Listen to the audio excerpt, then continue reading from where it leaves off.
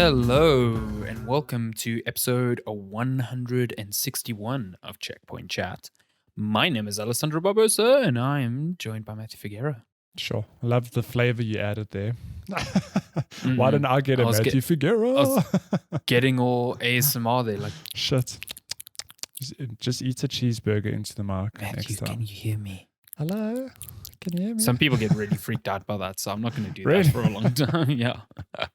I don't know. Amazing. I know it's not a thing that everyone Digs. enjoys. Yeah. Like I get it. Like some people dig ASMR because it relaxes them, but I can't watch those videos. They're a bit They weird. freak you out. Like, Yeah, Mamma just a little mia. bit. But I mean, that doesn't mean. I mean, I think everyone has a sort of like ASMR trigger. Like you get those like little tingly feelings in your Yeah. body. For me, Shiny Fans is very strange. I like it often happened when I was studying.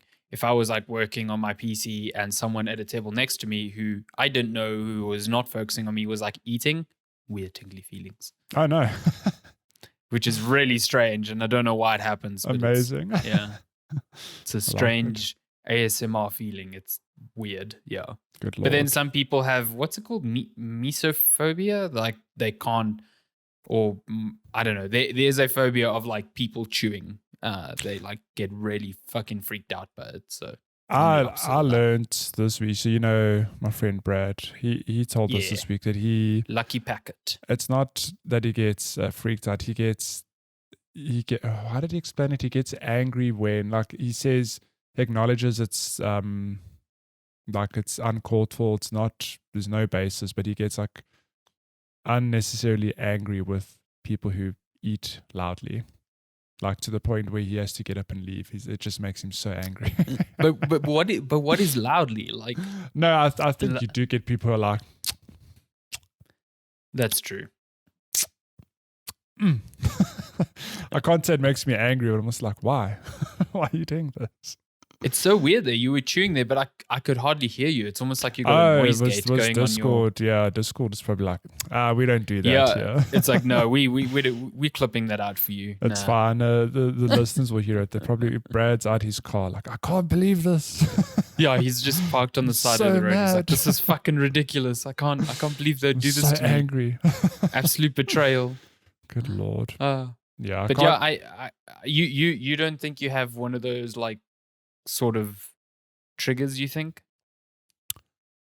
Nothing comes to mind. Like, it's actually funny because on that same topic, if Lenska and I are working together, like let's say the dog next door will be barking, and then you get tingly feelings. No, Lenska will be like, oh my God, that dog is so annoying. Like it's been barking for the last hour. I'm just like, oh yeah. It hasn't bugged you at all. I'm good at zoning stuff out like that. Okay. I'll be aware of it. Like, damn, that dog is loud, and then I'll just carry on, I guess. But I know what would trigger you though. It's like you're just chilling, someone's next to you, and they turn to you and they're like, Celeste, and you just I go, oh my God, yeah. Say it again. And when you do it to Cello, then he gets out the car. It's the opposite. And yeah, he's like, You said track menu to Cello. He's like, ooh. He's like, ooh. Him and Lucky Packet, ooh. You just go first in South Africa, ooh. Let me tell you, a new season of Track Mania is around the corner. I know, it's soon, isn't it? It's like 1st of October, isn't it? So we're just hoping that please let the track list be good, because the season has set the bar very high. So do they go according to seasons in like Northern Hemisphere? So will this be fall or winter? It'll be fall. Because this season we played was summer 2021. Yeah, that makes sense. Okay, so it'll be fall. Okay. Hopefully not so many snow maps. Save that for winter. Because I remember that season that was winter and it was just so many ice maps. And I was just like, this God. Sucks. And this let me tell you, I know how to drive an ice, but like poorly, and it's not my favorite. Nah. It's still, I mean, they still snuck in that one track this season, which was like tons of ice and you're just skidding around everywhere. Yeah. And I don't like that track at all. I think it's really bad. I mean, I think if you know ice, it can be really fun, because once you learn how to you just like throw the back of your car out and you drift around corners, it can be really fun. But some people get around those corners so quick, and I'm like, how? How do you do this? Throw your back out like a 50-year-old. And then you get the good lap. Yeah, then you get the fastest in South Africa. Yeah, You're only that's how it getting works. good laps if you groan after throwing your back out. Run. If the spin is so good that you just make that face, that you're You like, go, "Argh!" it's gonna be a world record. It's a very visual. It's a very visual thing. I mean, if you're just listening on audio, It means you nothing. you have to see someone's face when they hit that good slide. Just There's that imagine, There's that one map on Trackmania with that hairpin, and you know when you hit that good slide. It Like feels good. You hit the ground and you just tap that brake and you just swing out the back of your car. And 9 times out of 10, it's bad. But when you get that one, you just like, it's like when the bass drops on a good track. Oh, you're just weird. like, fuck yeah. Like, yes, and you start Real jamming, good. and you forget to race the rest of the lap. And then you fuck it up at the end because that track's still the pretty long. worst. It's the absolute worst. Damn it, we should play more Trackmania. What a game. We should. But we've been busy with other games. Yeah, this is busy season. Like, I think this week we got codes for like a bunch of other games. We got like Tales of Holy Arise to shit, play. yeah. Got Life is Strange, True Colors to play. I love when you message me trying to bait me into be like, hey, JRPGs, they're long and they're great. Hey, we got code for a JRPG. And you expecting me to be like, oh man, like, do I have to make time for a JRPG? I 100% expected you to be like, I really don't have time for this now. I don't have time. But I was like, hang on, did we get code for Tales of Arise? And you're like, yes. I reply like, oh my God, yes. And you're like, I can't tell if you're being serious or not. I'm like, I'm being dead serious. It's one JRPG I'm very keen to try out. I genuinely could not tell because you're like, oh yeah, I've been waiting for code for that. I'm like, is he fucking with me right now? You know, like, wow, what's going on? I don't know. I've never touched that franchise, right? Yeah, me neither. But when they revealed it at the Xbox showcase, the last, I think it was the last E3 before COVID, 2019. I know that long ago, my lord. Yeah, I know nothing about that franchise, but that trailer, I was like, damn, this looks good. Like, I'm very keen to see, what. Yeah, visually, it looks like incredible. Yeah, but it's reviewed very well. So I'm like, huh, okay. I'd love to give it a bash. I think the general consensus is like, this is a Tales game that actually has a budget behind it, so that's why it's able to look so good, and maybe that's why it's reviewing so well as well. So yeah, I don't know, but it's a JRPG I kind of want to play as well. I just I have heard already that it's like, I have heard that it is quite long. Yeah, I think if you do a lot of the side stuff, you can play it for more than 100 hours, but the base game is like 35 to 45 hours. I'm like, that's digestible. Like, I can wrap my head around that. Look, compared to, would you think of Fire Emblem? Okay, yeah, like, fair. That is this will take you 80 hours just to finish the base game. Then I'm like, oof, okay, that's a bit a stretch too far for me. Even though I put hundreds of hours into other games. I just think of 40 hours and I think of like Final Fantasy 7 Remake, which I loved every second of, but I played that for like 2 weeks straight, essentially. It took you long, but you came back to it a few times, so I think it felt longer than it was. Yeah, it's good. But it's funny you say busy season when we've literally got one game to talk about today. Yeah, I mean, we say it's busy season in that there's lots of games coming out. It doesn't mean that we are getting the time that we need to play all of them. Like, I played very few games this week because I actually haven't been home. Been house sitting and coincidentally forgot my Switch at home. So oh no, that sucked. But it has been kind of good. I've been reading a lot. That's cool. The magic of gathering. I left my Kindle at home as well. Oh no. But then I downloaded the Kindle app on my phone and it just synced up to where I was. So I was like, oh, that's useful. So I've been reading a lot and watching a lot of TV and just working. Some telly, good old telly. Yeah, but in that time, you got to finish Deathloop. Yeah, so this is what happens. We can either spend a little bit of time across all the games we get, or we can put all our time into a game. And one game, yeah. This week, all I played was Deathloop. Like, one might say you were stuck in a loop. I was stuck in a loop. No, but it just worked out because like I decided to stream it just to like really sink some extra time into it. And then coincidentally, Lenska was doing a lot of like heritage work on the side. So she was working late into the evenings. Like, well, guess I'll just heritage isn't for Heritage Day or no, just like the heritage of our suburb. Not necessarily. Well, what she was doing was for Heritage Day, but she does do finding out work. what the parents of your house were. She's busy looking at me. I'm like, oh my god, am I saying something out of turn? She's actually looking at you, asking if you want a coffee. With the toothbrush in her mouth. Yes, please. No, so to point to the story is that I played a lot of Deathloop and ended up rolling credits last night, much to my surprise, because when I always like to gauge how long a game will take, because I feel better knowing, this game's going to expect X amount of time from me. I can realistically commit that over a week or 2 or 3, however long it is. And when I looked up articles on Deathloop, a lot of them said like, yeah, depending on how long you take to play the game, it'll probably take you like 25 to 35 hours. I was like, damn, that's actually quite long. But like, I'm enjoying the game, cool. But I rolled credits yesterday after like just over 20 hours. And I was telling you before we started recording, it wasn't a thing of like I didn't mainline at all. I really did poke around, take my time. I spent some time invading other players as Julian. Yeah, I saw you were having a lot of fun doing that. Yeah, but yeah, it's interesting because last week we spoke about it. I had not touched the game. I did not have code. And now the student has become the master. I have rolled the credits and you have not.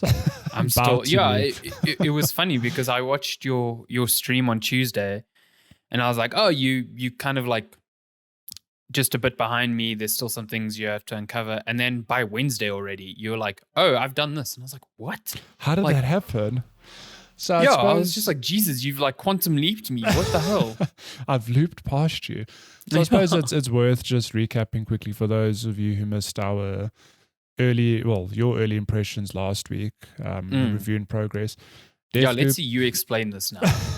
So Deathloop is a new game from Arkane. Is it Leon? Which one is it? Leon. Yeah, Leon. That's correct. Best known for other games like Dishonored. I think Leon specifically did Prey, if I'm not mistaken. Oh, is it? Is it not the same? Why so Arkane Austin does Dishonored. I thought it was that studio because there's a it's a sidebar, very signature teleport move in Deathloop, which feels a lot like it's out of Dishonored. Yeah, I think they share stuff, but I think what's it? Oh God, I'm blanking on the name, but the main like creative director at Arkane Austin who created Dishonored, they working on something else. Okay. So yeah. But I think Leon did Prey. I might be wrong, but yeah. Well, anyway. Let's just put a sweeping blanket statement in that it's these studios who've worked on the likes of Dishonored and Prey and those kinds of games. But this is an interesting case because Deathloop is made by a Xbox-owned studio now. Because obviously Arkane falls under Bethesda, owned by Xbox. But before that deal happened, it was pegged as a PS5 exclusive. And it is, but it's a timed exclusive. So if you're an Xbox console owner, you can expect to play this next year at least. It's just a year exclusivity. Yeah, I think it's exactly a year. Yeah. But you've got a really fantastic game to look forward to because having rolled credits on Deathloop, I can say that I really, really enjoyed it. So just for context, you play as a character called Cole. You literally wake up on an island. Colt, sorry. No, is it Colt or Cole? Colt. Okay, I'm going to have to wait for some subtitles to prove. You wake up on an island and you quickly figure out that you are just stuck in a time loop. This island has 8 visionaries who've obviously played a part in creating this loop, but you want out. You're tired of living the same day over. You don't like it. and you go, shit, I want out of here. And the only way to break the loop is to kill all 8 visionaries on the same day. So this game's interesting in that it really, to me, like there's a lot of game examples that come to mind of the things I could compare it to. Like the time loop stuff itself, easy comparison is Outer Wilds, where your player retains knowledge and so do you, obviously. So if you figure out how to do something on one day, you'll know, you'll have that knowledge to use elsewhere maybe the next day. So I suppose a good example is, I need to get a code into this place here, or this place only opens in the afternoon, so you use that knowledge to your advantage in future runs, whatever. But yeah, the whole premise is you just trying to piece together how to kill these 8 visionaries. And it's not so simple because the game's broken up into 4 districts and there's 4 different times of the day. So you get, morning, noon, afternoon, evening, and the visionaries aren't at the same place at the same time. It's not like they get together in a room, go, oh, hey, here's 8 of us. And you go, hey, I'm going to kill all of you at the same time. They quite specifically don't do that. They don't do that, yeah. There's like an in-game protocol where they are advised never to be in the same place at the same time for the specific reason. Yeah, because they know if they all die, the loop will break. And this island that we live on is marketed as a paradise. You get to live a day without consequence, go to bed, wake up, you get to do it all over again without any previous memory. So they want to keep this loop intact. And they're kind of all assholes. They just kind of want to do it. Some are doing it because they want to research things for forever. Some just want to party every single fucking day. So yeah. So they're real varied and fun characters, I find. They're very interesting. So the loop of the game comes in the form of, well, I need to, either figure out how to get these people. So like I said, 4 times of the day, 8 visionaries. You have to obviously try to figure out how to overlap, get them to maybe meet up with another one or be at the same place at the same time. And that's all you spend the whole game doing, is being given like breadcrumbs or, these dangling threads, and you go, oh, okay, I need to follow that lead. Oh, it's given me this piece of information. Now I need to go to this district to get this other piece of information. And it's not necessarily a single breadcrumb. You're often given multiple ones that you're trying to figure out at the same time.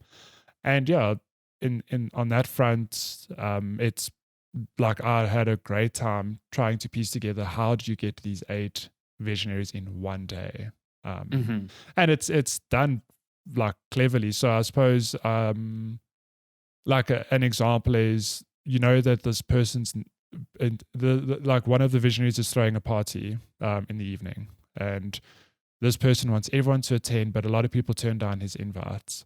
But you can still get some visionaries there if you do certain things or you meet certain conditions, whatever. So the easy example is there's a scientist called Igor, who he basically, you figure out he doesn't go to the party because he gets results from one of his experiments, and he spends the evening analyzing or reviewing them. You go, well, that's not cool. This dude should go to the party. So what I'll do to get him to the party is earlier in the day, I'll go to where he conducts experiments and I will destroy the equipment. Therefore, he doesn't get the result he wants. Therefore, he's got nothing better to do. Therefore, he goes to the party. Like, that's an example of how you piece together how to get somebody to a place you want them to get to.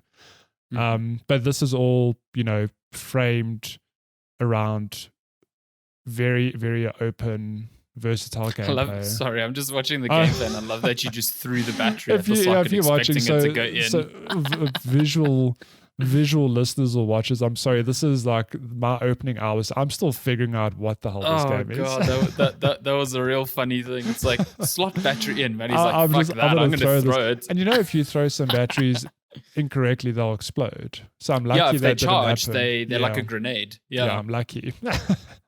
So this whole loop of figuring out how to kill these visionaries is built around, if you've played a Dishonored, it's built around that kind of gameplay where you have abilities and different weapons, and you can either, I suppose Deathloop is really good at giving you the choice. You can be very sneaky if you choose to be, or you can go in guns blazing. And I think you've said to me several times, like, you really like Dishonored, but you feel that it unfairly punishes you if you aren't stealthy. And you're like, but you've given me the tools to not be stealthy. Why are you punishing me with like a bad ending for killing people? Whereas Deathloop, there's no repercussions. You can really, I mean, bar a handful of instances where you have to be stealthy, you can really, really be as chaotic as you want to be. Yeah, I mean, it kind of encourages that because you're living in an endless loop. Like, there's no consequence to you killing people. Yeah. The loop just resets and those people are back. So the game like pretty explicitly tells you to kill everyone. I mean, the throughout the game you get this like text that is projected onto the world around you, which is, I mean, you probably know more about it now, but in my understanding, it's like Colt's thoughts or previous thoughts from previous loops, which are giving him guidance. And there are literally moments where that text is just like, kill everyone. Like, it does not care. Yeah. So in Dishonored, I like Dishonored a lot. I just think that game, even though it gives you all these tools to do really cool things, like you get so many more powers in Dishonored compared to Deathloop. Yeah. And you get a bunch of weapons in Dishonored too. But I don't know if it's, this might come down to like almost like gamer guilt. Like you feel you have to play the game according to its rules. I feel like Dishonored really pushes you towards being stealthy and non-lethal. Because if you don't, then it's like, okay, well, you're going to get the bad ending. And that in context of its story, it makes sense. But it also feels very limiting. Like, I'm not playing Dishonored multiple times. If you're just playing it once, it can feel a bit unsatisfying to be like, damn, I had all these things and I hardly used them because I was just slinking around all the time. And then on top of it, the game, like every immersive sim, suffers from like save scumming. Like if I get detected, I just go, cool, I'm reloading. You save, reload, yeah. And Deathloop doesn't have that. Deathloop quite literally turns save scumming into its mechanic, where you cannot save while in a district. So if you fuck up, like you just kind of have to go with the flow. It, yeah. And like if you screwed up, then oh well, you've got another, you can come back the next day at that time and just try it again. Yeah. So I think with that sort of format, it's really fun because you are exploring the same 4 districts, which they change according to the time of day.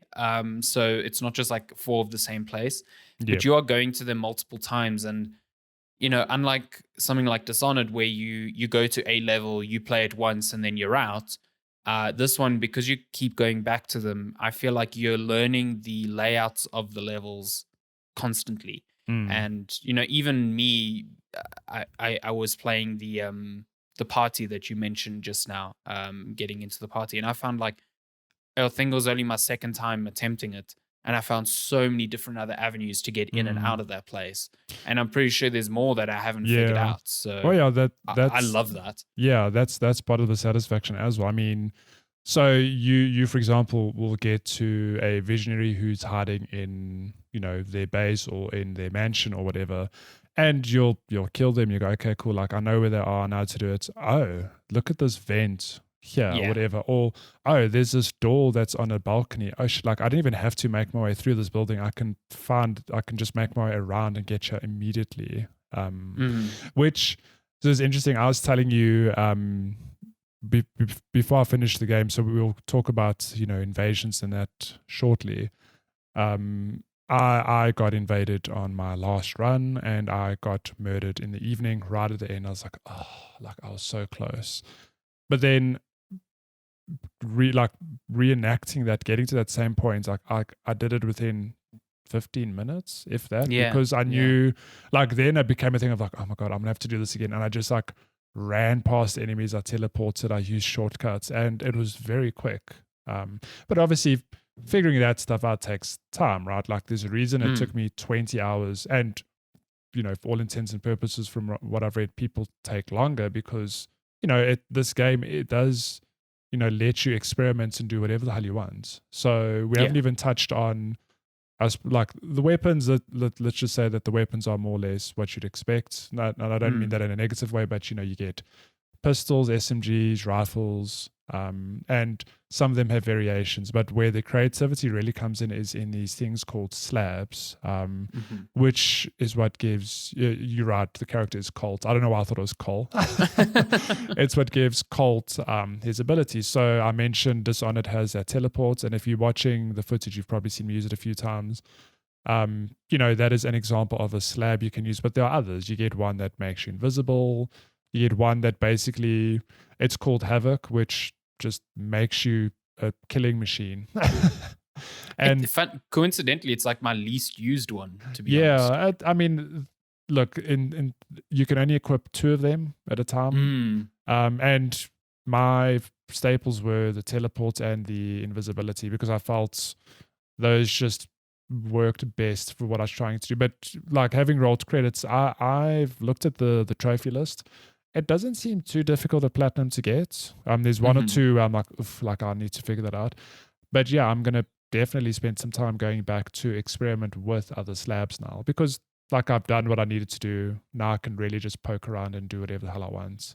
I think what's neat about the slabs as well is that, like you said, they're equipable items. So unlike a Dishonored, you don't have every single one available to you at any given time. You can only take 2 into a district at a time. And they're like a weapon. So slabs you pick up off visionaries when you kill them or Juliana. And if you pick up a new slab, you have to drop one in its place, obviously. And your method of keeping weapons and slabs in between runs is called infusing. So you use a currency called residuum to infuse items, and that gives you the item at the beginning of the loop. And something that it took like 1 or 2 loops to kind of figure out was like, if I drop a weapon in the middle of a loop, when I get to my safe house at the end of that time of day, the item's not there. It's not. It only gets given to you in the morning. So if you drop it during that loop, it's gone. Yeah. And that's really screwed me sometimes with slabs. I'm like, oh shit, I need the slab, so I want to pick it up and take it back and infuse it. But that means I have to give up like teleportation or invisibility for that run. So I like that dynamic. It forces you into these scenarios where you have to change up what you're doing. Yeah. But I mean, even just you touching on that, so like I've given the Outer Wilds comparison, this game is also very much roguelite in that sense, where you start off with nothing, but as the more you play the game, you get resources that let you infuse items that make you stronger at the start of your next run or whatever. But it's not in the traditional sense where it's like, oh, I need to increase my health pool or my power slots, whatever. It's literally it's just your loadouts that you can customize at the start of each run. Yeah. And I feel like, I mean, there's aspects of this game that I feel like they didn't really need to be there. Like at the beginning of the game, you're told your guns can jam, but I found like I was getting such good guns really early in the game that never happened to me. It never made a difference. Well, yeah, it happened to me like a few times, but it was like once or twice at the beginning, and then once you've infused one purple weapon, because they're graded by rarity, based on colors, like your common gaming colors. Of course, and it just kind of never happened. And I'm not saying that that's a bad thing, but it is. I think the barrier to entry that some roguelites have is like, man, you got to really grind it out the first few hours before you start feeling like you're building up an arsenal of weapons. Yeah. And Deathloop is super not like that. Like within like 2-3 hours, you've got a very good staple of guns and powers that you can start doing some really ridiculous shit with. So in that sense, it definitely feels tuned to, it wants you to feel powerful, but at the same time, if you overextend, you die pretty quickly. I found like you can take down groups of enemies, but they will equally kill you quite quickly. And then you've only got like 2 respawns per district. So so this is actually your footage now. before you laugh Oh. and you go, ha, you fell off that roof.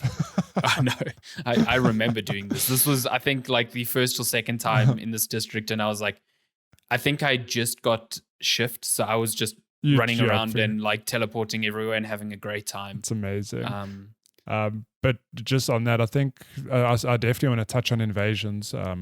Because that's such an integral part of the game. But before we get to that, my biggest criticism of the game, which you have a point, but the AI isn't great. But it's interesting because I found that is when you're playing a stealth game, it's kind of difficult to get that right.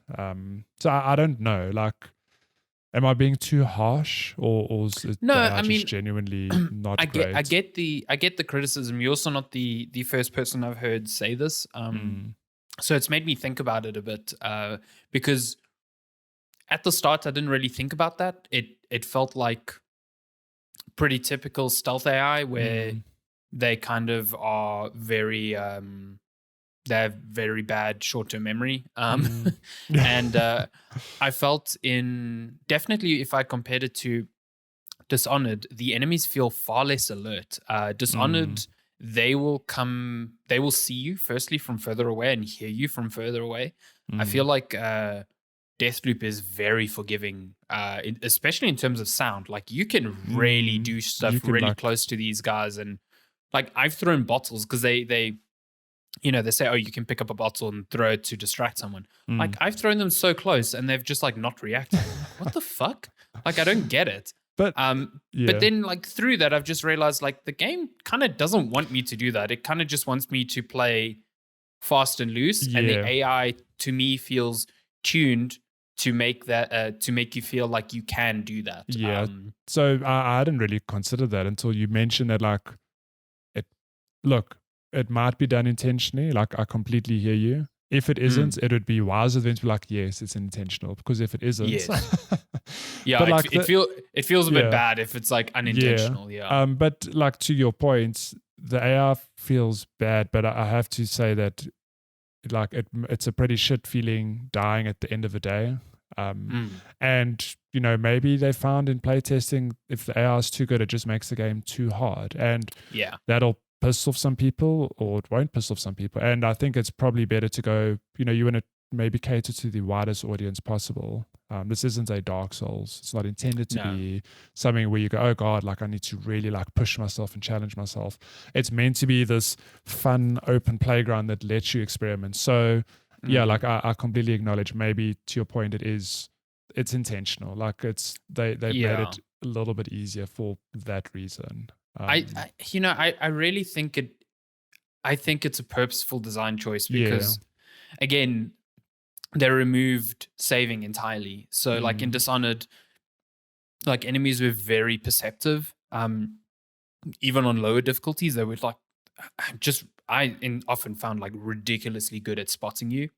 And that just meant that I had to like go around very slowly, and if I was caught, I'd just, reload. Yeah.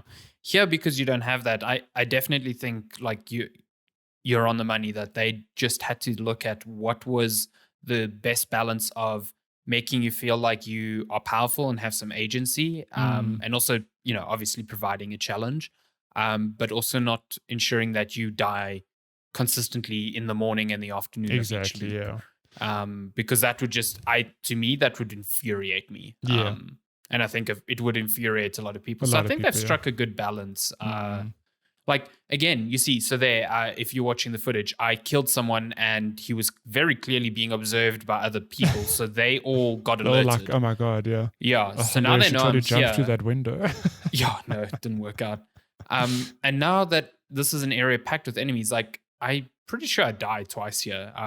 Like they are pretty deadly. So because they are bad at being aware of you, when they are aware of you, they will kill you quite quickly. Yeah, the trade-off is your health pool is very teeny tiny, and if you caught in the open, like you're dead. Yeah, you're screwed. You really will be dead. But I suppose that lends itself to one of the coolest features of the game, I think, which is invasion. So one of the visionaries and somebody who Colt talks to throughout the game is, I'm sure we mentioned earlier, is Juliana, who she is on the opposite end of the spectrum. Colt is trying to break the loop. She is trying to protect it to the best of her ability. So she will hunt you down, obviously, to prevent you from, fucking up this paradise that they've built. And what's interesting about that is that the game has an invasion system very, very identical to, a Dark Souls or a Bloodborne or a From game, where you can, if you want to, you can play in single player mode. That's cool. You'll get invaded by an AI Juliana. If you open up to, the online realm, you can be invaded by actual players. And it just adds this different dynamic to the game where, look, the AI Juliana is also like very straightforward to kill. I find she usually just charges at you and that's that 9 out of 10 times. But I've had encounters. The AI Juliana is not really a challenge. Once I was caught off where she was posing as, so her abilities, she can take the appearance of any of the other, AI, the what are they called? I've gone blank now. Masquerade. Yeah, Masquerade. I'm talking about. You're talking about the other enemies, the Eternalists. Yeah. So she can take the appearance, and once she did kill me, where I ran into a room, I was like, "Oh, it's an Eternalist," and it was her. I was like, "Oh my god!" It's very. It reminds me a lot of the Assassin's Creed multiplayer in that respect. Where you would like hide in plain sight, sort of thing. Exactly. Yeah. But yeah, you can have actual players invade you, and you yourself can spend time. There's like a whole separate option in the main menu where you can invade other players' games, and there's a whole progression system and point system and everything. But having played most of the game, obviously as Colt, and being invaded by other players, it just adds this different dynamic to the game where you need to suddenly think like, oh God, I'm not against an AI, I'm against a human. Like, how am I going to deal with this? So, you'd think, oh, well, you could just leave the map or whatever, you keep your gear. But what the game does to balance is that Juliana basically locks off your escape route to the tunnels. And if you want to open the doors to them, you have to hack a satellite.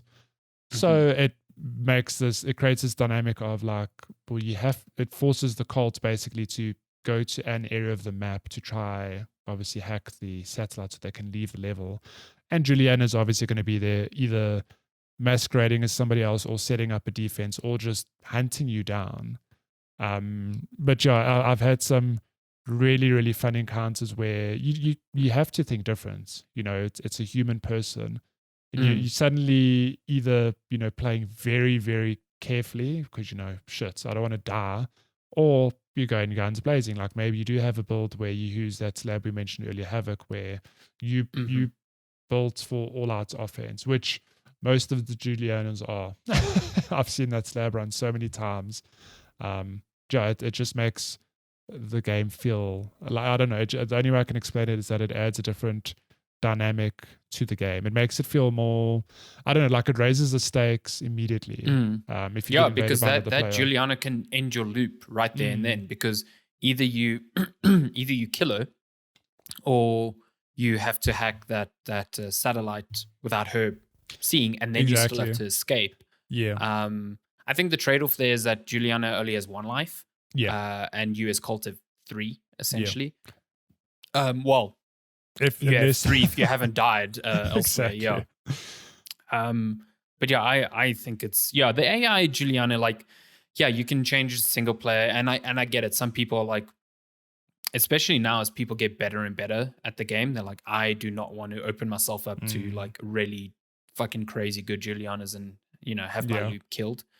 But at the same time, the AI Juliana doesn't really represent a challenge, and I think you owe it to yourself to at least give it a go with online a little bit, because the tension is really good. It's very high, and it's fun. Like, you will be told when Juliana has invaded your game, and sometimes you'll see the other player just do like dumb shit, like run right in front of you, not really notice you.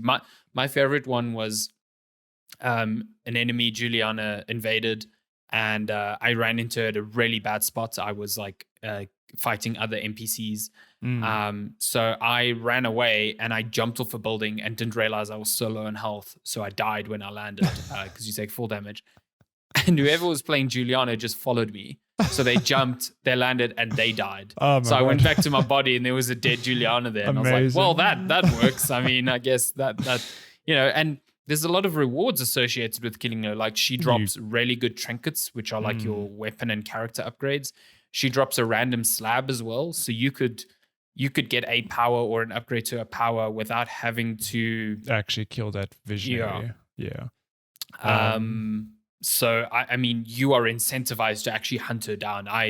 Whenever someone invades my game, I'm like, fuck yeah, I'm going for her, because there's a really good reward associated with that risk. Yeah. So yeah, I love that mechanic. I think it's brilliant. Yeah. And giving players the chance to control her is really good. Yeah, it's really cool how it just was built into the narrative like that. Like it is obviously, I have to believe that is an early decision of like, hey, here's like the basic premise of the game. How cool would it be if we built it that, a player plays as Colt, playing through the narrative, but we give other players the option to play this other character who he's interacting with all the time.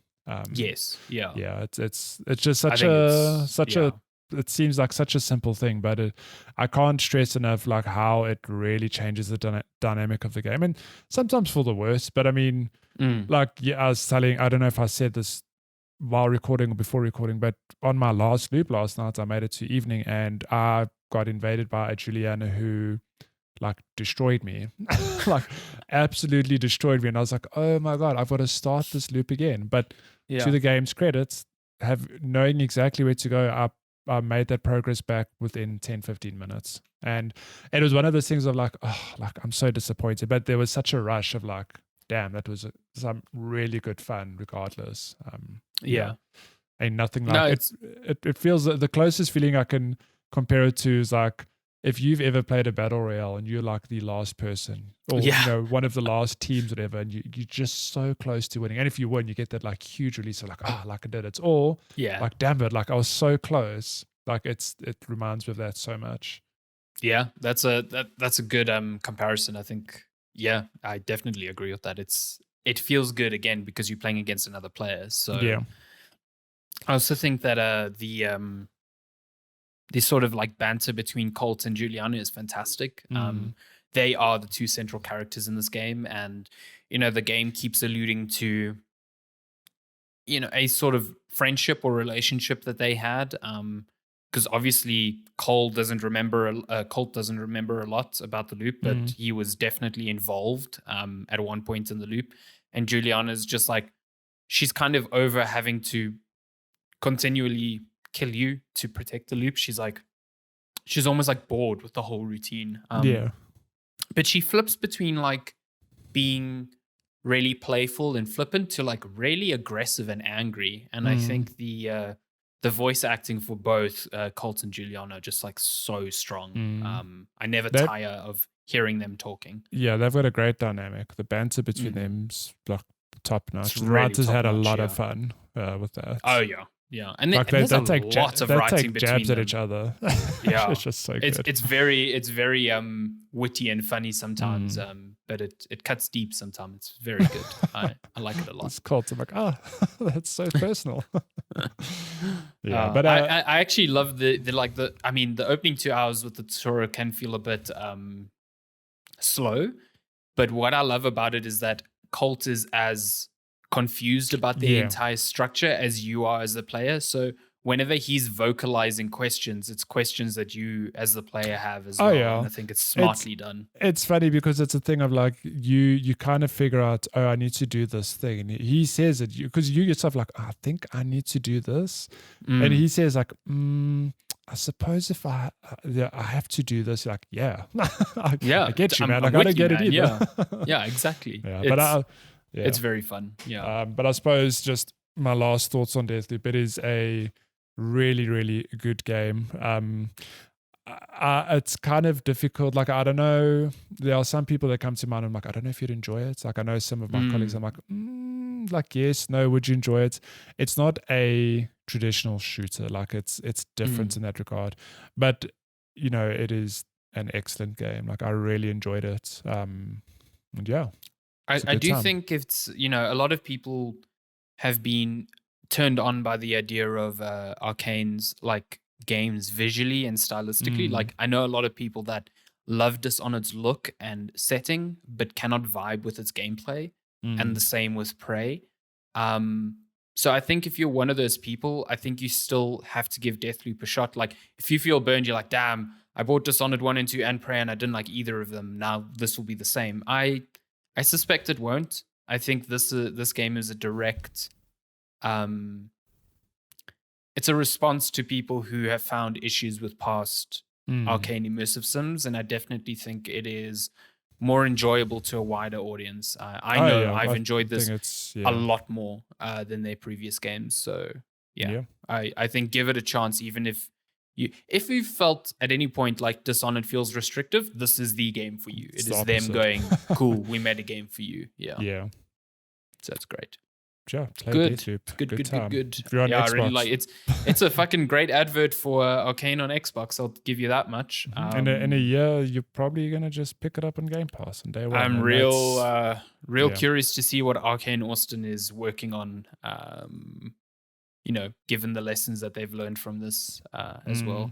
I assume it's going to be a new IP. I don't think it's going to be a Dishonored 3. Yeah. And that excites me a lot. So yeah, Deathloop, good time. Should we move on to game releases? Wow, who needs games when you can spend half an hour talking about one game? Just about. Of course, man. More than half an hour. Such a good game. Okay. We are looking at game releases from September 18th. Fuck me. September 18th time to be alive. September 24th. Happy Heritage Day. It's a short week. How nice. It is a short week. It's also my last week at my current employer. Very fun. I know. Nice. So this week's kind of big. There's some bangers, as you would say. Some bangers. There's some mash too, we got Blood Bowl 3 early access on PC September 21st. Got a game called Shelter 2 coming to PC, September 21st.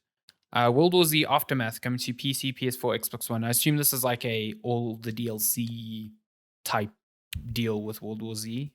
Is it not a new game? Oh, I'm in the wrong. There's in the wrong tab. World War Z Aftermath. Why do I think it's like a whole new World War Z game? I would be shocked. I don't think it is. Oops. Maybe it is actually. Looking at it now. I don't know. I think it might be. Okay, no. So it's the same game, but it has a first-person mode. And so it's just like call it a definitive AI. edition. Yeah, Okay. That's cool. I actually would play a first-person mode of this because when it launched, it was third person. I thought the game was good. Like if you've enjoyed Left 4 Dead and you're excited for Back 4 Blood, that's coming. World War Z, pretty great. Yeah, pretty good.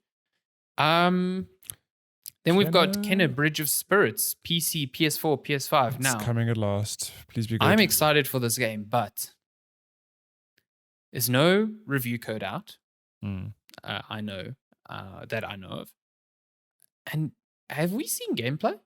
So I thought we hadn't, and I put this out to my colleagues this week, and there's been so one of them linked me to a 10 to 12 minute like gameplay demonstration. Oh. But I also completely missed it because I was convinced like there was no gameplay at all. So there is a very short video of this is what movement looks like, what combat looks like, whatever. And it looks good. But yeah, it feels like we've seen very little of the game regardless. Like I don't know. Strange. It's strange. I'm like, what is it because the game's like super short? Is it not good? Like I don't know. I'm very hopeful because visually this game is like, it's like just gorgeous, and I hope stylistically it looks. I hope it plays as good as it looks. Yeah. If this was any other game, I said this on Twitter during the week. this was any other game, this is like red flag territory. This is like, Yeah. have not seen it, review code's not out. This is like, something's not right here. And I feel like just because it's Kenna and people are excited, people are like, yeah, there's really good sentiment around it. Like people are gonna pick it up regardless, but there's no review code, no impressions, no nothing. I mean, the only time that this worked out in the game's favor was for Doom 2016. And even then, we were shown a lot of Doom 2016 beforehand. I don't know, man. I want this to be good, but I have a bad feeling. Like I just have a bad feeling. Yeah, but we'll see. I would love to be wrong because I want this game to be great. And Ember Labs, you know, this is their first game. They come from a background of animation, like animation and video production. They did a very good short film for Legend of Zelda: Majora's Mask, which is fantastic. Oh wow! Nice. So yeah, I'm rooting for them, but at the same time, there's just this thing in the back of my head that's like something's not right with this release. So like voice in my head, it's gonna be good. Potion Craft Steam Early Access coming to PC. That sounds interesting. Collection of Saga Final Fantasy Legend. What is this? This is mobile and PC.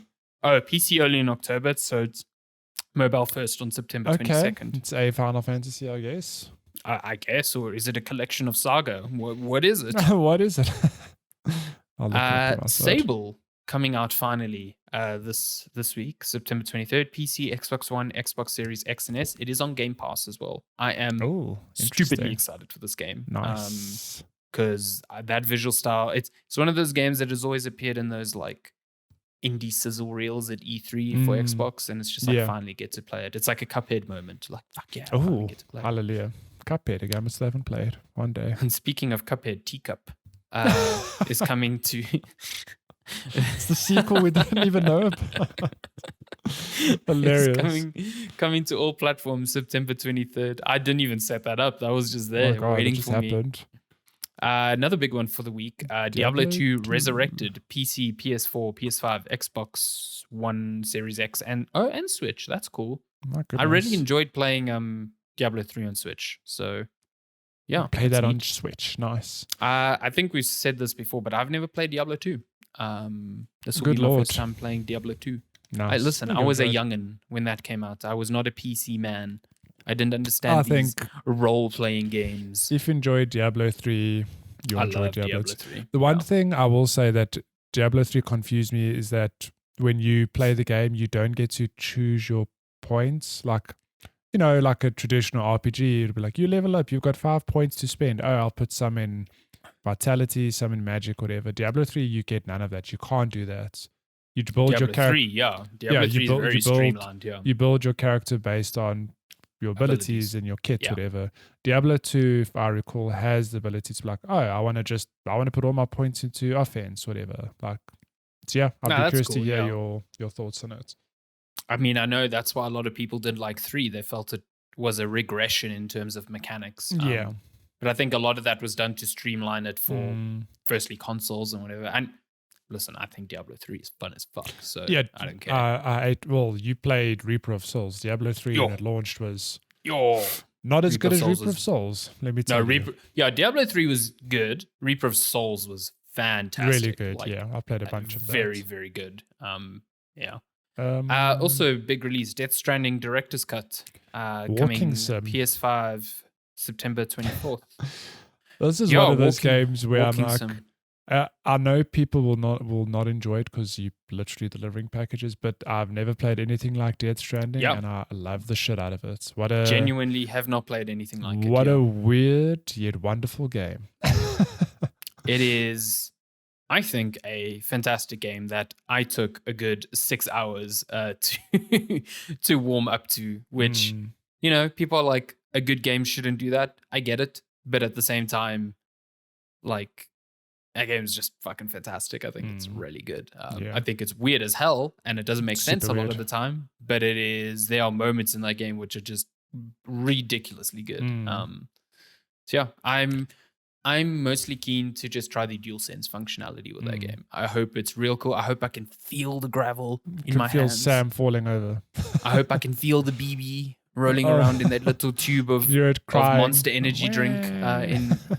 Do you think the BB is just in Monster Energy? It's just probably.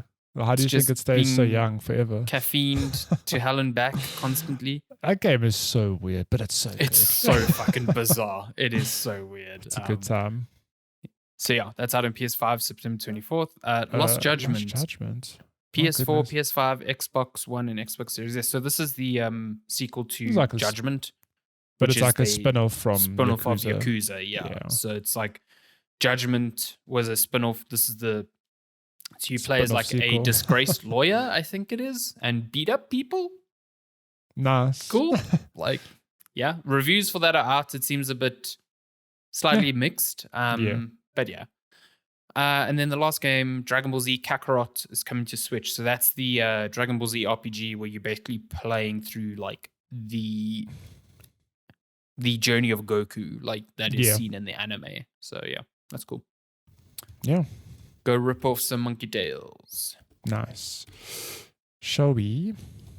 Let's jump to game news. I don't even know what we're going to start with because news this week was not that. Let's just say it didn't set the world on fire. Yeah. No, okay, well, let's start with this one, which probably did set some people's plans in October on fire. Battlefield 2042 delayed. Okay, so Battlefield 2042 was coming out in October. It's only been delayed a month. But interestingly enough, Battlefield and Call of Duty generally miss each other. But now Battlefield 2042 is coming out 2 weeks after Call of Duty Vanguard. As opposed to 2 weeks before. As opposed to before. Yeah, which is like, look, I think if you're a Call of Duty fan, you're going to buy Call of Duty. If you're a Battlefield fan, you're going to buy Battlefield. I think there's a very small minority of people going like, I want a modern day shooter. Like, which one am I going to choose? Like, you generally know where your taste or allegiance or especially by now, there is a very sharp divide of this is Call of Duty multiplayer and this is Battlefield multiplayer. Very different to me. Getting served Debonair's ads here. What is this? Hell yeah. But yeah, it's only a month delay, so you know, it was quite funny that the stock price tanked just because of the rumors of the delay. Like $2 billion were knocked off of EA's market cap.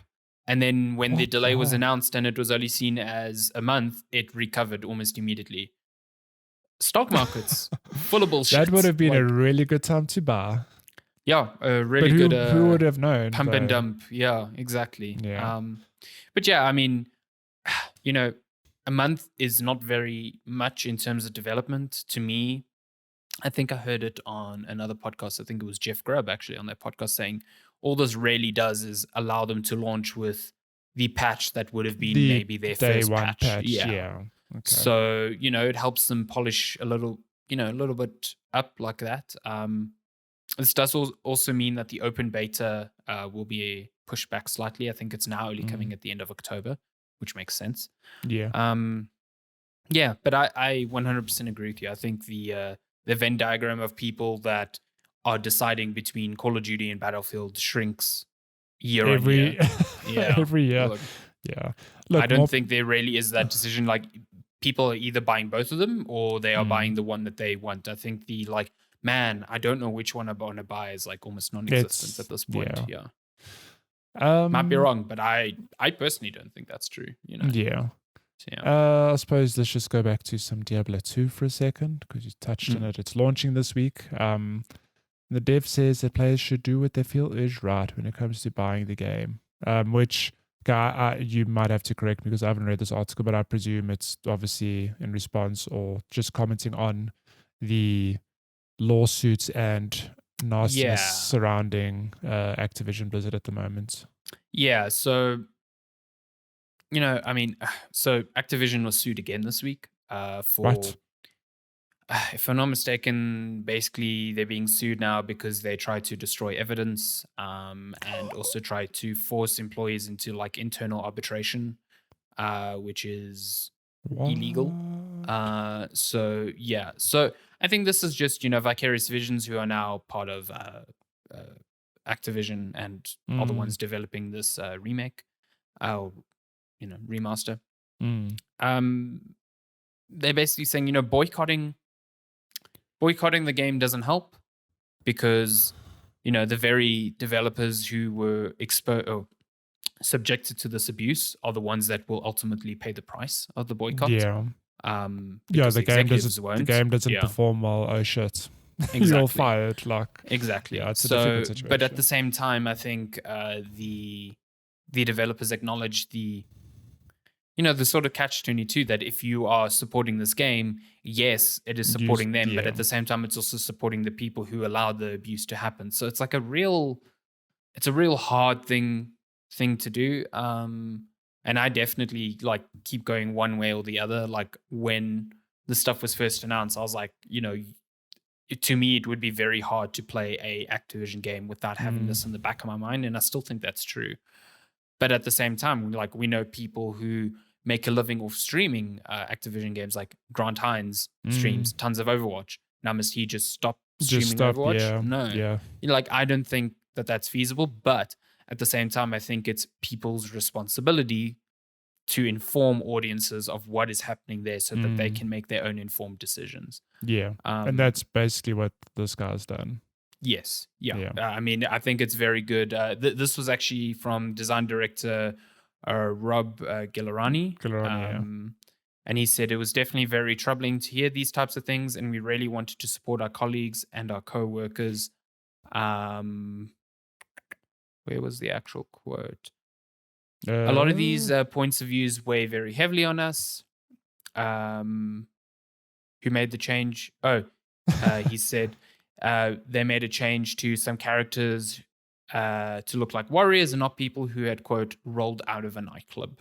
So I like that quote though. So that's cool. When did you roll out of a nightclub? Yeah, it just increased my mana and rolled out of a nightclub. Shit. Sure. So that's Diablo 2's I think this as weekend, I think as a consumer, you make the decision that feels right to you. I do think that whether you're buying the game or not, I think you owe it to the people who make the games that you enjoy to support them when they are going through these sorts of things. So whether that's through your wallet or through your social media or whatever. Yeah. I suppose let's just keep on the Blizzard train quickly. New Overwatch 2 details coming as part of the Overwatch League Grand Finals. Yeah. I keep forgetting that Overwatch 2 exists. This game is a big question mark for me still, because it feels like we don't need an Overwatch 2, but it's coming, and I don't know what this... I don't know what's going to happen in Overwatch 2 launches. Like, what happens to Overwatch 1? Does everyone move over? Yeah, it's super weird because they've said that the Overwatch 2 maps will be in Overwatch 1. So it's like... and that Overwatch 1 players will still play with Overwatch 2 players. So it's like, so you're only moving over for the single player PvE, which is meh. I don't get it. I think, obviously, I think they say this now and eventually they will sunset over Overwatch 1. Like, that will happen. There's no point in them supporting two games. I don't know. I haven't played Overwatch in ages because I just... like a lot of people felt like it became a very serious multiplayer game. The casual nature of it just doesn't exist anymore. Yeah, it's weird because, I mean, it really, set out to break those very things of like, this is a game accessible to everyone. We're not putting, like a KD ratio. We've got things that benefit casual players, but then it very quickly became a thing of, why aren't you picking this character for this team composition and stuff? And it's like, well, it's real try hard. Yeah. So I don't know. Overwatch, like, I loved Overwatch. I mean, you can dig back into some of my older, pieces for Lazy Gamer back then, where I did like full on deep dives into the lore. I was like really breaking down the animated trailers, and I was big into Overwatch. And it's just, I don't know. Like, I've fell off hard, and I wish the game, all the successes, but it's like, I just don't get it. Like, why do we have an Overwatch 2? No, I'm with you there. Well, so the Overwatch Grand Finals will feature a Overwatch 2 exhibition match during the pre-show and the halftime event. They will also be showing off Bastion's new look and the reworks for Sombra and Bastion. So that's cool. Yeah. If you're you're super into Overwatch still, I guess that's quite Yeah. quite exciting. Yeah. So that's coming. Speaking of toxic games, Dota 2. Yes, these stories are Jesus. just lending themselves to each other. But this is a quick one. Dota 2 will soon remove support for 32-bit systems, Valve warns. I love this. Changing lanes. I mean, Eurogamer and their subheadings real good. Ah, great.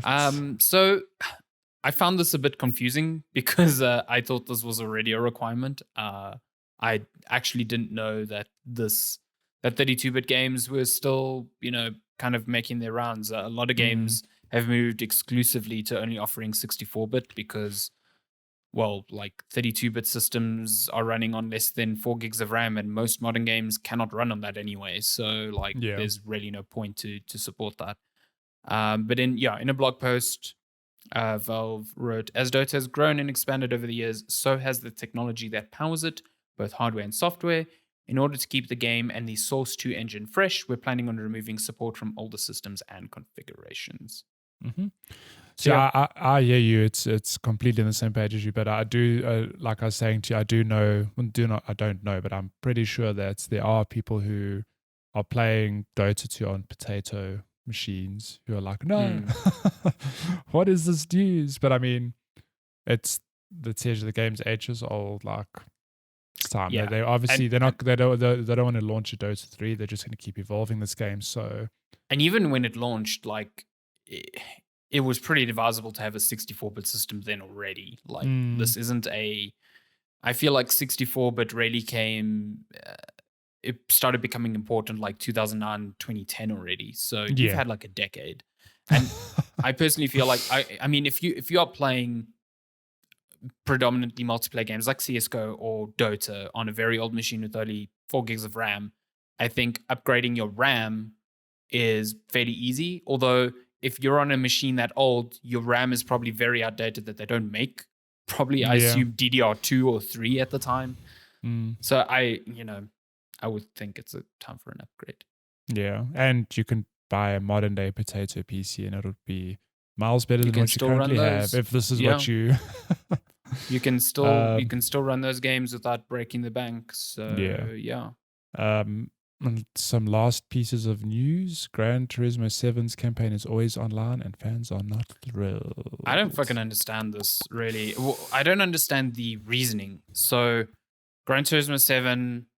If you're playing the campaign mode, you'll need to be online. Okay, yeah, a lot of games need to be online. Like if you're playing a Destiny, you have to be online. If you're playing any games as a service, you need to be online. But like this is still fucking annoying because like internet outages are a thing, and the campaign shouldn't be beholden to this. The single player campaign. Yeah. So the reasoning from Polyphony Digital's president Kazunari Yamaguchi. Yamachi. Sorry. Basically says that they don't want players to modify save data and cheat. Okay, firstly, games only on consoles. Good luck. Like, cheating with save files on consoles is pretty fucking difficult already. So, like, you are closing. I mean, people who are really want to do that will find a way to do that anyway because it's such a niche sort of market thing. So I don't buy that at all. Secondly, even if players wanted to do that, it is a campaign. Who the fuck cares? It is a single player campaign. That's why I don't buy this reasoning. I feel like it's a real cop out.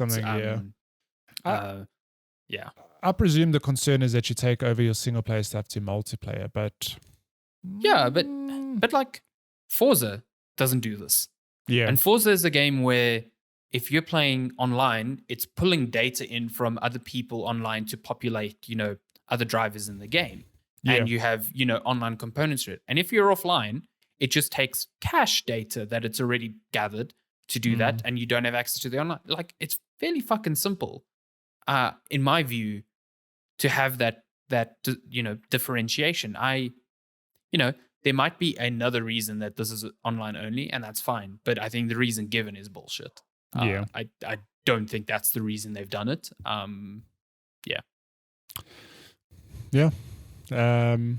That's coming out March 2022. And to my surprise, I did not know it's coming to PlayStation 4 as well. So Yep.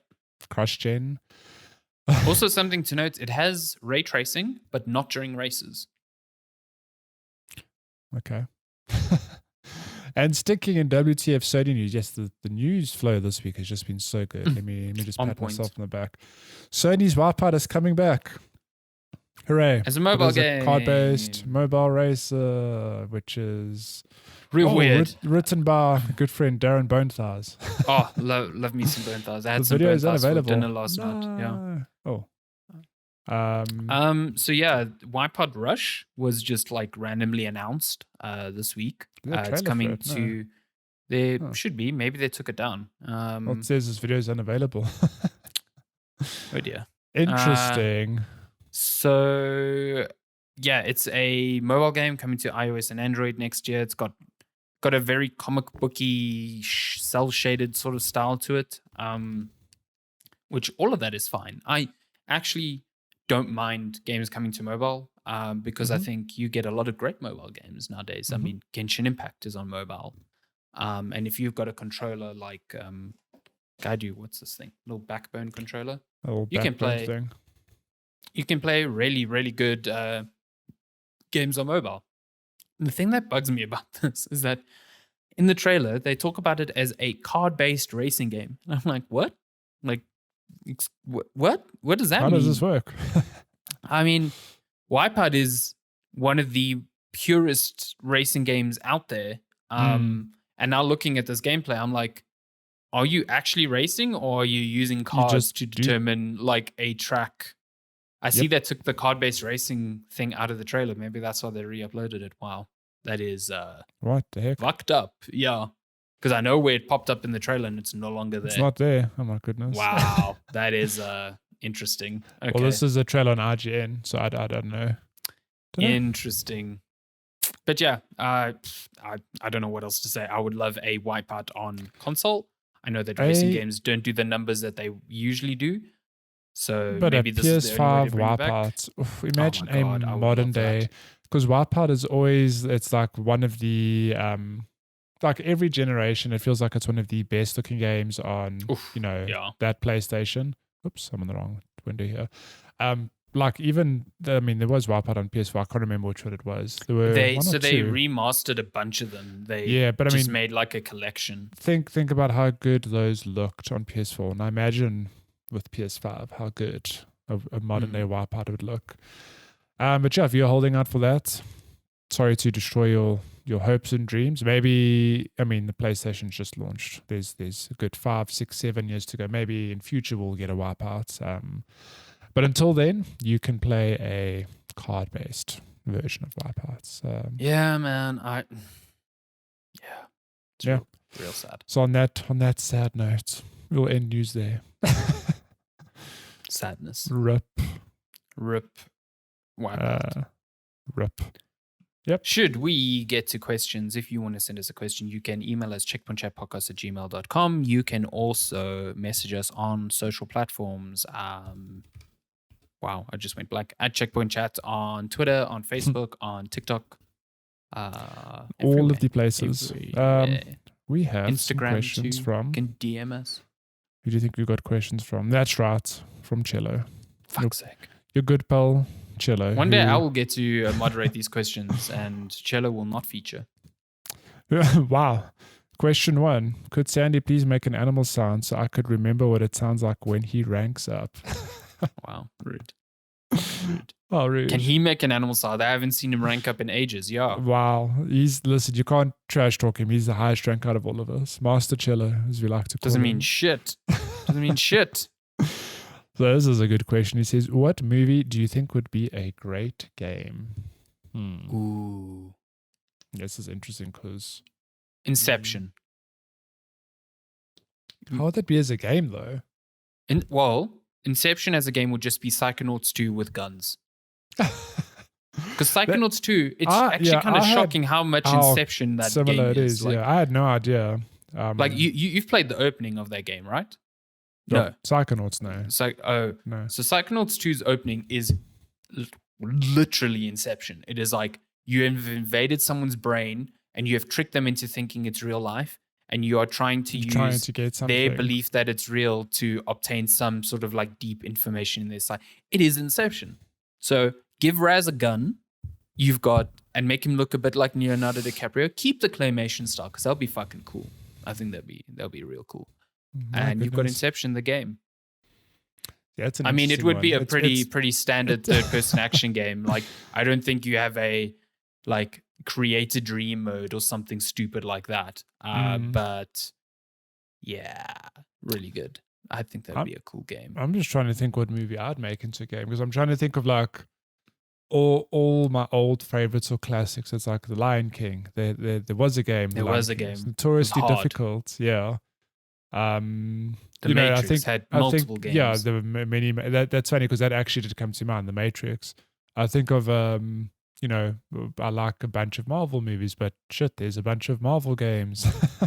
Star Wars. There's Star Wars games. Like, what is a movie that is just like, yeah, here's a good one, but I don't know how you'd make a game from it. Fight Club, great movie. How would you make a Fight Club game? Would it just be a fighting game, sort brawler? of like a Def Jam? Yeah, a brawler. That'd be cool. That'd be cool. Fight Club. Yeah, My like goodness. maybe a 3D brawler or something like that. That'd be cool. I think you'd lose a lot of the messaging that movie goes for in the process, but I think you could make a cool fighting game where you play as Brad Pitt or Edward Norton. That'd be pretty fun. One of my favorite movies of all time, Scott Pilgrim vs. the World, has a game. Yeah. I used to think that the movie was based on the game, but it's the other way around. It's the other way around, yeah. Yeah, I had no idea. I really thought it was like, oh, they've made a movie about the game, No. So that was both of them are based on comic books. So yes, yeah. Go figure. Yeah, I don't know. Here's a way to reverse this. What game would make a good movie? Ooh. I mean, there's been quite a few of those. I mean, they usually movie in a bad series. You've got bits. like Castlevania is a great series based on a game. They're making a Cuphead series, so that I think Netflix is really taking the wheel here on identifying great franchises that could translate into media on their platform. So like even The Witcher's got a live action show, and it's recently got a anime. Like an anime, about an hour and a half of Vizimir, like a prequel. Have you watched that yet? It's really good. Yeah, really good. Yeah, I thoroughly enjoyed that movie. I mean, even like there's been a Dota 2 anime which I really enjoyed. There was a Dragon's Dogma anime. My goodness, yeah, like there's been a lot. But what would make a great movie? Shit, I don't know. Monster there's Hunter. been. Oh god, no! That movie is so bad. I haven't that watched movie it. is so bad. Like Resident Evil movies are bad. That is on another level bad. That Monster Hunter movie, it is. Yeah. Well, really like, and the new live action Resident Evil stuff looks really shit. Like, yeah, it looks like very B grade. I'm like, wow. I saw someone saying that those costumes and characters look like they were someone from a porn parody of Resident Evil, and I was like, no, shit, but you're right. Here's the thing. Like, I feel sorry for that team because like those costumes and maybe the way they're building it is probably staying true to 90s Resident Evil, which was very cheesy, like bad B grade acting. I'm like, but do we need that? That's the thing I've always been confused about. Like, they're trying to remake Resident Evil, but they don't realize that Resident Evil is like quite purposefully going for B grade horror, like very cheesy and campy horror. So like, how do you make that into a movie while staying faithful? It's like impossible. I don't know. Yeah, my first answer is like Resident Evil because I think it would be a good movie, but it is like we've seen it done. Yeah. I think you could make a good you could probably make a good God of War, I think. Oh yeah, that could be quite a good God of War movie because that game is defined by its combat, but you have these very complex relationships now. And I mean, they are making a movie of Uncharted. I think that will translate really well because you've got your Indiana Jones and your National Treasures. So we've seen that formula done. Yeah. So I think a lot of third-person action games that are just story-heavy could work really well. I like would Hitman. I would pay good money for a good Half-Life movie. Oh, see, but now But that's tricky because a lot of that is Would- grounded in its gameplay. would Gordon speak? Oh yeah, good point. Good. Yeah, I Do don't know. it like that movie. What came out a while ago called Hardcore Henry, which was all shot from first person. So you do Really? that for Half-Life, but Oh my god. the whole movie is first person Gordon, and you don't talk. I have a wildcat in frame. I see. Good Luna in Um, frame. But yeah, interesting. Okay, thank you for that question, Chilo. Now we get to the real bullshit question.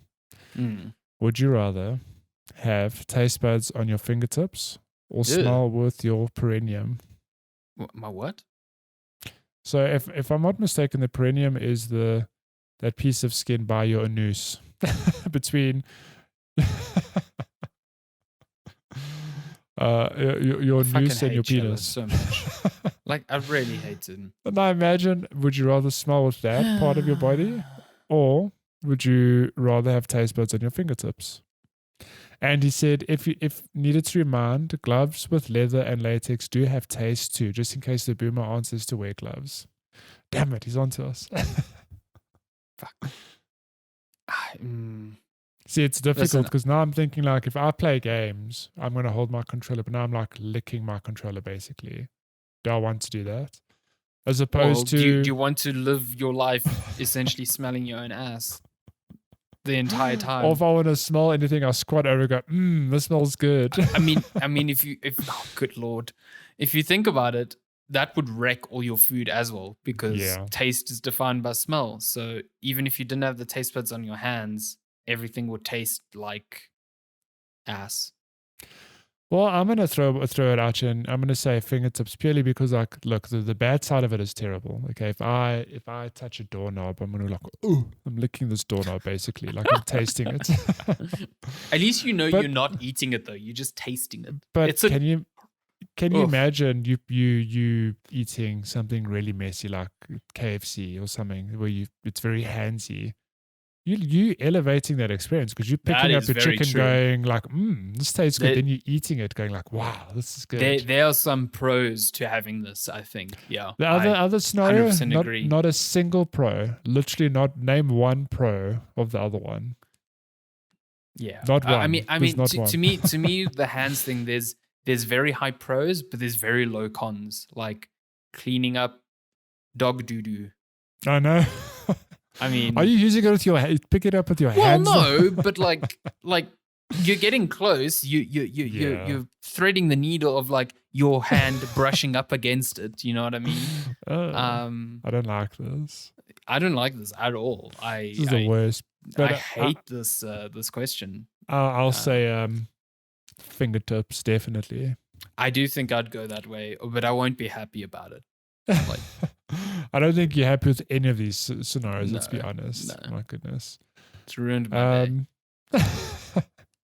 Why you like this, Chilo? Just ruining our days like this. But yeah, I guess that's all the... Oh, are those all the questions? That's all the questions, yeah. I hope Chilo goes and smells his perineum. That's so funny. Who thinks up these questions?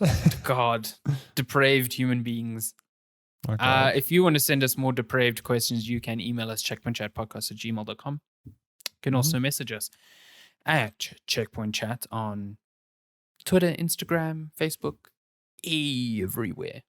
All the places. Everywhere. And that's been episode 161 of Checkpoint Chat. One of our shorter episodes. Can you believe it? I mean, it's what happens when you only talk about one game, even though we talk about it for like 10 years. Half an hour. Sure. But yeah, thank you for listening. I think next week we will be off of our Deathloop binge and have more things. Maybe Matty would be playing a JRPG. Who knows? Maybe. These are the things you need to, tune into to find out. Might be playing Kenna, Bridge of Spirits. Could have some Death Stranding. Yeah, might be playing Kenna. Kenna might be bad. Who knows? You have to just wait and find out. This is just the wild world we find ourselves in now. So yeah, thank you so much for listening. And as always, we will see you next week. Goodbye. Bye.